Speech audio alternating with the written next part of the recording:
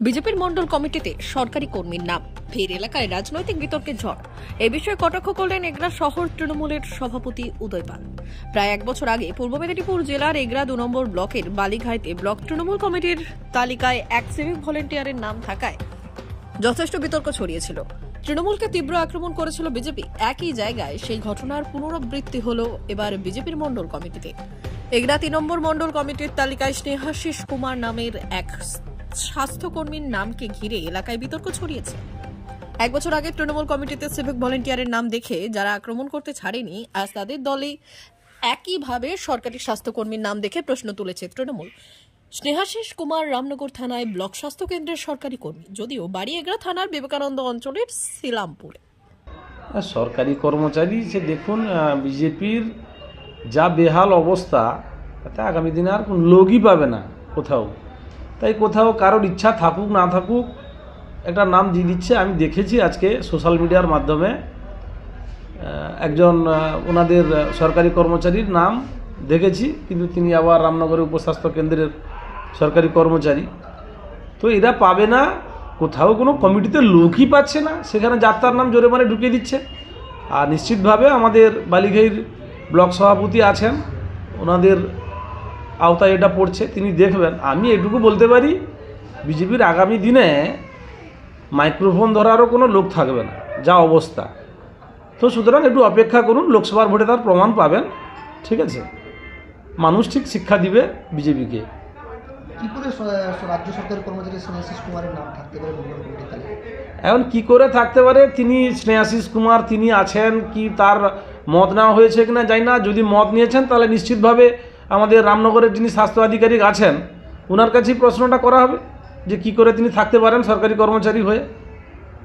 দেখুন, এ বিষয়ে একটা কথা আমি বলি যে বর্তমান ভারতীয় জনতা পার্টি যে জায়গায় চলে গেছে, তারা কোনো সংবিধান মানে না, তারা কোনো রীতিনীতি তারা মানে না, তারা গায়ের জোরেই তারা যা খুশি তাই তারা করছে।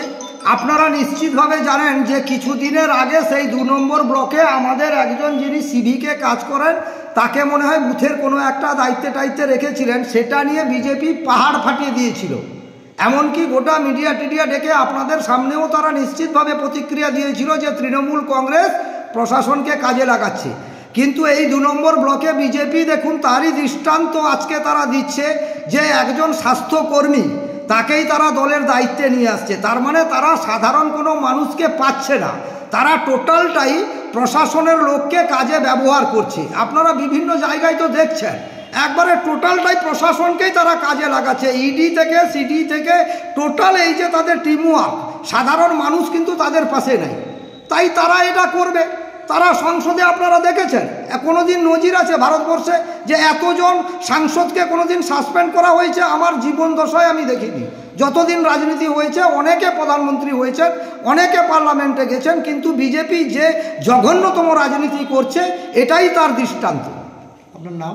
আমার নাম অশোক দাস, আমি পাঁচুরোল অঞ্চল তৃণমূল কংগ্রেসের সভাপতি। সার্ভিস রুল অনুযায়ী কোনো সরকারি কর্মচারী কোনো রাজনৈতিক দলের সঙ্গে যুক্ত থাকতে পারেন না, আমরা এটা জানি। তো আমরা খোঁজখবর নিয়েছি, ওটা টাইপ মিস্টেক হয়ে গেছে, আগামী দিন ওটা নতুন করে প্রকাশিত হবে। এটা একটা ক্লারিক্যাল মিস্টেক, ও নাম লিখতে গিয়ে ওটা ভুলক্রমে হয়ে গেছে, ওটা আগামী দিন ঠিক করে নেওয়া হবে। ওটা আমাদের ইন্টেনশন ওনাকে কোনোভাবে রাজনীতিতে নেওয়ার নয়, কোনোভাবে এটা ভুল হয়ে গেছে। তাহলে স্নেহাশিস কুমার কি আগামী দিনে আপনাদের এই কমিটিতে থাকবেন না?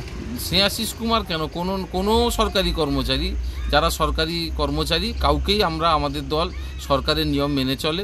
কারণ সরকারি সার্ভিস রুল অনুযায়ী কেউ কোনো সরকারি কর্মচারী কোনো রাজনৈতিক দলের সঙ্গে যুক্ত হতে পারে না, সে বিজেপি হোক, তৃণমূল হোক, সিপিএম হোক, কারোর সঙ্গে যুক্ত হতে পারেন না। তো আমরা এটা মেনে চলি, কোনো সরকারি কর্মচারীকেই আমরা আমাদের কমিটিতে রাখবো না। গত কয়েকদিন আগেও ভোটের সময় এই অঞ্চলে তৃণমূলের ক্ষেত্রে দেখা গেছিল একজন সিভিক ভলেন্টিয়ারকে, আজকে দেখা গেল আপনাদের একজন সরকারি কর্মচারী বিজেপির ক্ষেত্রে, কি বলবেন? না, এটা আমি তো আপনাদেরকে আগেই বললাম যে সিভিক ভলেন্টিয়ার একটা আলাদা বিষয়, তারা একদম আরক্ষা বাহিনীর লোক। তো সিভিক ভলেন্টিয়ারকে ওরা ইচ্ছা করেই রেখেছেন, আর ওই সিভিক ভলেন্টিয়ার তৃণমূলের সমস্ত রাজনৈতিক ক্রিয়াকলাপের সঙ্গে যুক্ত, সমস্ত ধরনের লড়াই, আন্দোলন, মারপিট ওই সিভিক ভলেন্টিয়ার থাকে। কিন্তু স্নেহাশিস কুমার এরকম কোনো রাজনীতির সঙ্গে যুক্ত নয়, আমি খোঁজ নিয়ে দেখেছি, এটা ক্লারিক্যাল মিস্টেক হয়ে গেছে, আমরা আগামী দিন ঠিক করে নেব। শাসক দলের বক্তব্য যে বিজেপির লোকেরা এইভাবে করেই থাকেন সাধারণত। এটা শাসক দলের বক্তব্য, শাসক দল তো তার কথা বলবে। তারা তো সারা রাজ্য জুড়ে যেভাবে সিন্ডিকেট চালাচ্ছে, যেভাবে সরকারি কর্মচারীদের দলদাসে পরিণত করতে চাইছে, তারা চাইবে এরকম। কিন্তু আমরা সরকারি নিয়ম মেনে চলি। কোনো সরকারি কর্মচারী যারা সরকারের কাজের সঙ্গে যুক্ত তাদের কাউকেই আমরা আমাদের কমিটিতে স্থান দেব না। এটা আমাদের দলের আদর্শ নীতির সঙ্গে পরিপন্থী। এটা ক্লারিক্যাল মিস্টেক হয়ে গেছে, আগামী দিন ঠিক করে নেব।